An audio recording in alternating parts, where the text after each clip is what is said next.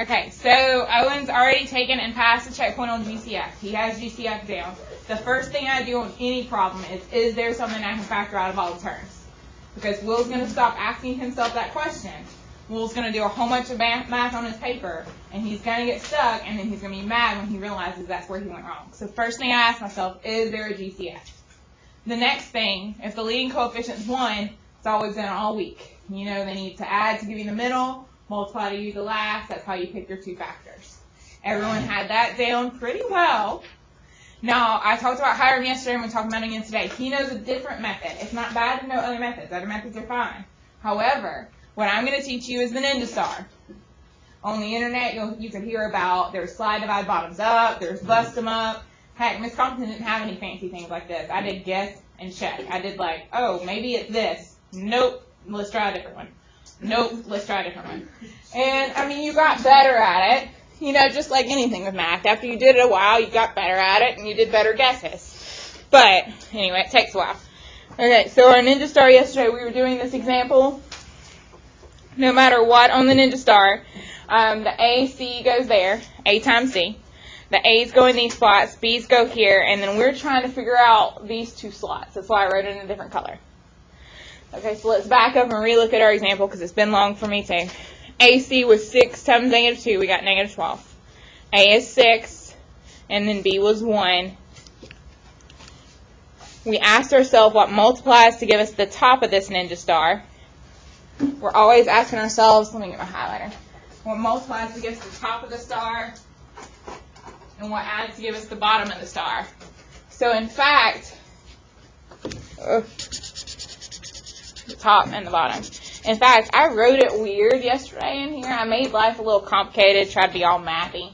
If you would like to instead change step 2 to say you multiply to get the top of the star and add to get the bottom of the star, if that makes more sense to you than what I wrote yesterday, I definitely understand. I was being super mathy yesterday. Okay, well, the top of the star was a negative 12, so I need to know what multiplies to give me a negative 12. The bottom of the star was a 1, so what adds to give me 1. So that's how in the top left we figured out 4 times negative 3 was negative 12, and 4 minus 3 is 1. So our two factors were 4 and negative 3, because 4 times negative 3 is negative 12, 4 minus 3 was 1. Okay, are there any questions on how I filled in my star? You slept and you don't know how I got something on the star. Okay, well, once you filled in your star, there's only a little bit left to do, hence the ta-da. You need to reduce your fractions. And if you need to add the words, if possible, you can, because a shuntee might not be able to reduce one, both, or either. And then you need to write your answer. And we discussed yesterday that the answers today are going to look a little different because when we can always check with FOIL. My gosh, Maddie's probably going to get a perfect score on this test because she checks herself. You check yourself with FOIL. Okay, with the first, it's got to be 6x squared. So we're either going to end up having like a 6x times x because that's 6x squared. Or we might have a 2x and a 3x because that's 6x squared. Regardless, it's going to be something where the first is 6x squared. And now that you see me guessing over here, you can see how I did guess and check. It's not as awful as it sounds. Okay, so reduce fractions. Miss Compton, what fractions? The two sides of the star. We're going to reduce the sides of the star. In fact, I'll draw an arrow. When I say reduce fractions, I mean the sides of the star. Can you reduce 6 over negative 3? What does that reduce to?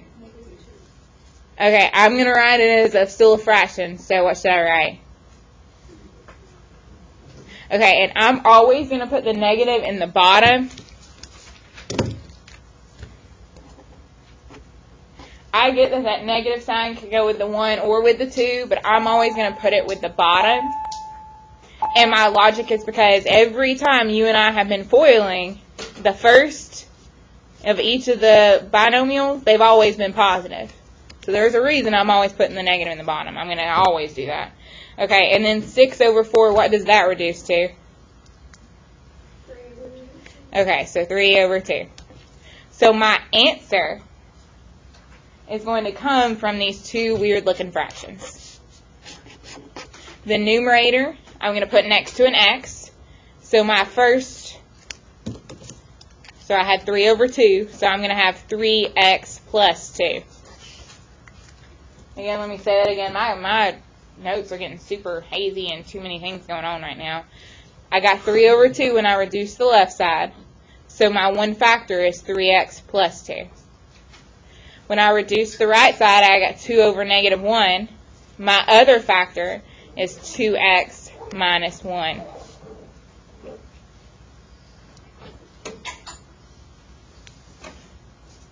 So I'm making it sound more complicated than it is. You plug in the stuff in the star. You figure out how to fill in the missing parts of the star. You reduce your fractions, you have your answer. Done. Okay, clearly we need to work a couple more of these. I'm going to work at least 2 more on the back, so flip it over.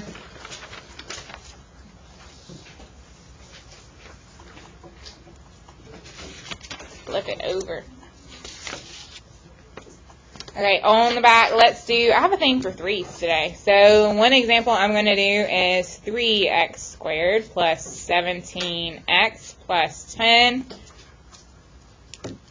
The first thing I'm going to do is draw myself a star. I need to fill in my star. What's the A value? 3x? Just 3. So the A is 3, the B is 17, and the C is 10. So I put A here and here. What do I put down at the bottom? 'Cause that's the B. And then what do I put at the top? 30. And if you need to make a note to yourself, we did that because 3 times 10 is 30. Are there any questions on how I did my step 1, how I filled in my star? Okay, well now I'm going to take my star and ask myself what multiplies to give me that top number, 30, and adds to give me that bottom number, 17. So he's right, 6 times 5 is 30, but 6 plus 5 is 11, so it can't be 6 and 5. 15 and 2. If you still need to make the little chart we've been making, when you can, but at this point, it's like, heck, I can do most of this in my head, and I don't have to. So 15 times 2 is 30. 15 plus 2 is 17. Does everyone understand how we came up with 15 and 2?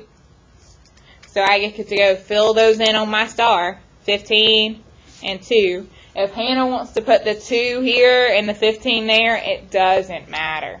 Doesn't matter. And now we need to see if we can reduce the fractions on the side. Can we reduce the fraction on the right?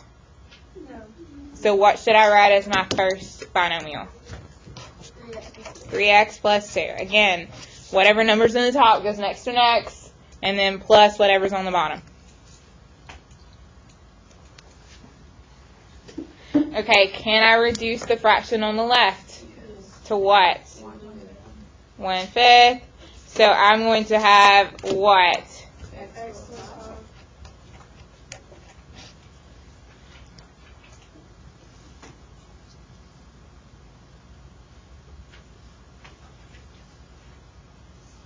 And someone told me in 3rd period they think this is easier than when the leading coefficient was 1. Well, probably, because we've practiced that a lot. So now you're starting to think through things like this over here. So it's coming a little more naturally. That's true. Otherwise, is it easier? No. Okay, let's do one more to make Ms. Compton at least satisfied that you're not completely lost in math class today. I don't know why I have the thing for 3's today. 3x squared minus 11x minus 20. Okay, I draw my star. What do I put in the tip top of the star?